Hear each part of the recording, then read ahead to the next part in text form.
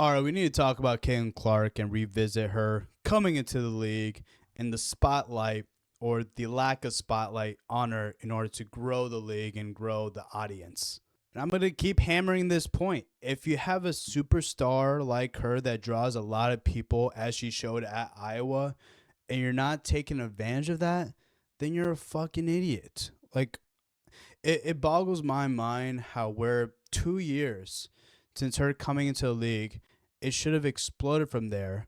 It should have gone from a situation where you're not making any money to now you're a respectable league. Now you're actually able to make money. And I do understand the contract situation is a lot better now, but I feel like that was more out of pity than anything else, not from the actual numbers. But let's just get straight into it. The question is, why is the WNBA not marketing Caitlin Clark like she deserves? I'm just going to keep it real. Real talk. It's because who she is different than 98% of the league. And now I want you to think about that. You know, a certain percentage of the league is a certain race, and they prefer certain kind of people in terms of genders, right?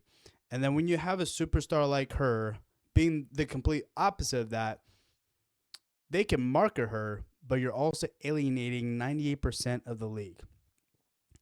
Now, should they have done it anyways? Absolutely.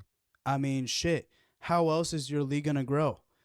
You think just because 98% of the league is one way, the rest of the audience is not.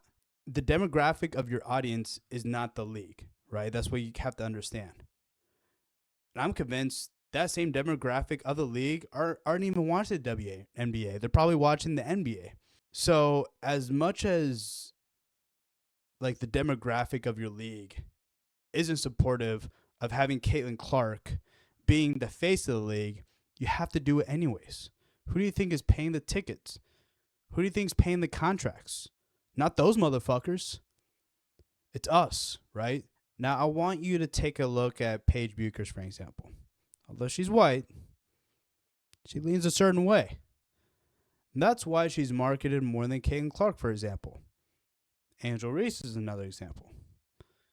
You know, and who knows where she leans towards, but you have to have one or the other. With Caitlin Clark, they look at her and like, see, we can't have that. You're neither nor. I mean, it's very easy to look at.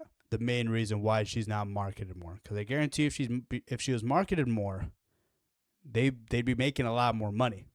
They would have been a lot more profitable way back in the day, which kind of makes me think there might have been another Caitlin Clark in the past.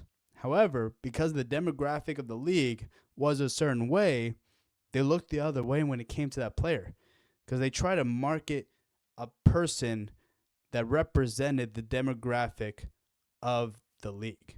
And that's going to be extremely hurtful. That's going to be extremely hurtful because the audience is not going to resonate with that individual as much. We're just not. If we want to see good basketball, we're just going to watch the NBA. It has to be someone that we can resonate with, and for lack of a better word, isn't a bitch. They're trying to make Caitlin Clark like she's dirty or she's this kind of person, but I mean, just hear the interview. She looks completely normal to me. I mean, nothing new. I mean, I've talked about this in my podcast close to 2 years ago. It's especially a bad thing because they're not learning. They've had 2 years to kind of think about what the direction of the league can go, and you haven't figured it out. You haven't learned from your mistakes. And that's the bad thing about a league, is that it doesn't learn from their mistakes and they don't adapt. They don't, after mistakes, they don't learn from it and do something else that could elevate the league. That's a problem. Because off the top of my head, I couldn't tell you who's the face of the league. I mean, there's like really good players. Aja Wilson, right? But she's extremely disrespectful in any way, shape, or form.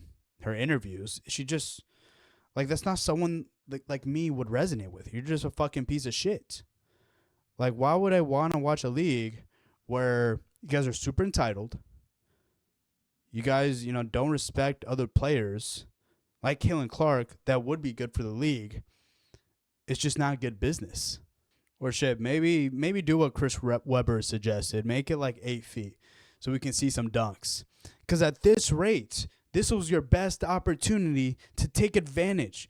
You had this opportunity that you could have grabbed with two hands and been able to exploit that and take advantage of that and grow the league. You had Caitlin Clark. She was phenomenal for the NCAA for the time she was there. She was leading her team to consecutive like NCAA finals, championship games. Like, that's unbelievable. And you take that and you don't want to do anything about it is absolutely pathetic. So yeah, just lower the rims to 8 feet if you're not going to do anything about it. Because at this rate, I'm not going to say that it's not going to grow. It could have exponentially grown if you would have taken the right steps. It's only going to incrementally grow. I mean, the league should have folded by now. But I mean, it's just barely going to grow, and that's only because the NBA is just propping it up. At a certain point, I would hope the players are just like, you know what? Why are we doing this again? It's never going to happen, but just out of curiosity, why don't they?